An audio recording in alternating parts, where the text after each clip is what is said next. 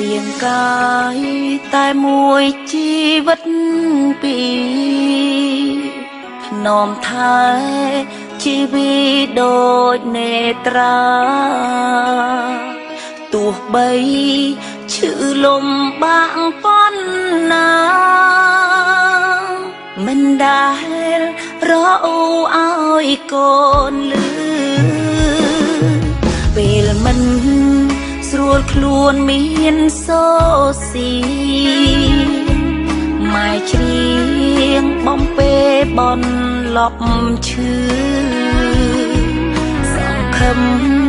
ថាកូននឹងបានលឺពេលដែលដៃម៉ែអង្អែលកូនលោហិតម៉ែស្រង់បើជាដើ